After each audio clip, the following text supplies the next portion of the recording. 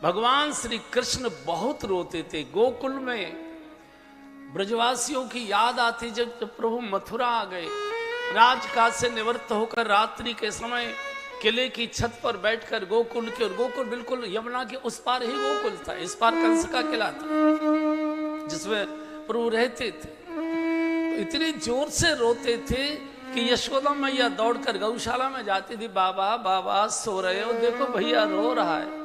रोने की भैया की आवाज आ रही है। माँ याद आती। किसी ने कृष्ण को पूछा कि आपको माखन इतना प्रिय क्यों है?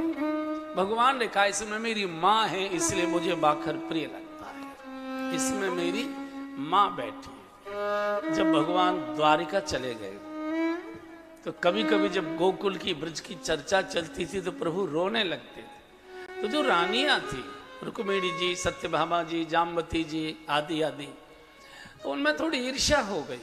एक दिन रुक्मिणी जी ने पूछा, भगवान हम इतनी ऊंचे कुल खानदान किए, इतनी रूपवान है, गुणवान है, बुद्धिमान है, कभी आप हमारी प्रशंसा नहीं करते? और वो गांव की बिना पढ़ी लिखी गवारिन बुढ़िया ग्वालिन, और उसकी चर्चा आती है तो आप रो पड़ते हैं, ऐसी उसके अंदर क्या खास बात है? भगवान ने सोचा तर्क से समझाऊंगा तो पढ़ी लिखी है, तर्क से तर्क काटते, अनुभव से सिखाना चाहिए।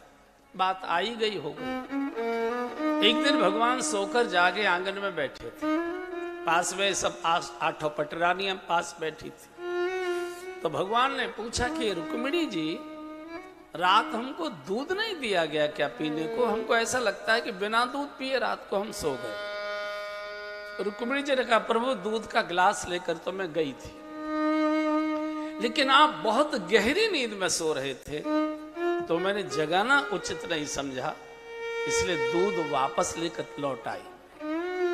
भगवान ने कहा, रुक्मिणी जी आप में और यशोदा माँ में बस इतना ही अंतर है।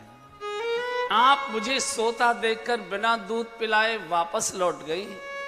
मेरी यशोदा माँ होती तो एक हाथ में गिलास और एक हाथ से मेरी चारपाई की पाटी पकड़कर पूरी रात इंतजार करती कि बेटा जब जागेगा तब दूध। ये तो द्वापर की बात हो। आज भी बूढ़ी माँ सारा घर भोजन कर लेता है, माँ द्वार की ओर देखती रहती है, भैया नहीं आया, मुन्ना नहीं आया, लल्ला नहीं आया। घर के सब कहते हैं कब तक भूखी बैठी रहोगी, उसका कोई आने का भरोसा है, वो कभी समस्या आया है जो आज आ जाएगा। बोले तुम खा लो। वो दरवाजे की ओर देखती है कि मेरा बालक भूखा और माँ के मुंह में रोटी का टुकड़ा चला जाए, संभव ही नहीं होता, संभव ही।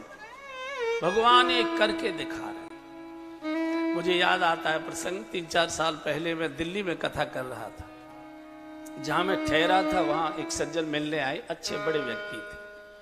बोले आज हमने पहली बार आपकी कथा सुनी और माँ का प्रसंग आज आपने लिया था, तो हमारी भी माँ है 80 साल की, लेकिन आपने माँ की सेवा की बात कही। वैसे तो हमने दिन की नर्स अलग है, रात की नर्स अलग है, दिन भर के कई नौकर लगा रखे, माँ को कोई कष्ट न हो, लेकिन आज कथा सुनकर हमको लगा कि हमको भी अपनी माँ के हाथों से कुछ सेवा करनी चाहिए। अब हम इतने व्यस्त हैं तो हमारे लिए कोई ऐसी सेवा बताइए कि हमको ये संतोष हो जाए कि मैंने भी अपनी माँ की अपने हाथों से सेवा की।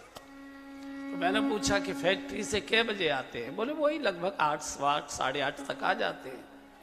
हमने कि आकर फिर चाय पीते हैं? बोले हाँ जी चाय पीते हैं, फिर फ्रेश होते हैं, बाद में भोजन आदि करते हैं।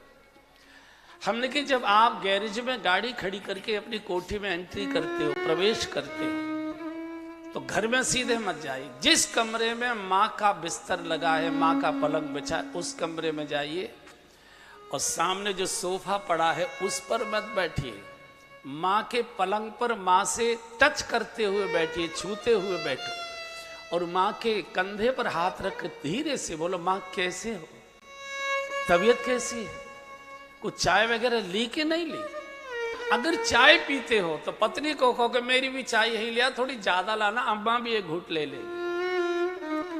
माँ की चारपाई पर बैठकर माँ के पास एक कप चाय पी लीजिए, बिना दवाई के माँ की तबीयत ठीक होना शुरू हो जाएगी। माँ को ये लगना चाहिए कि मेरा बेटा मेरे पास है, मेरा बेटा किसी और का नहीं। जब बेटा और किसी का होना दिखाई देने लगता है माँ को बहुत पीड़ा होती है।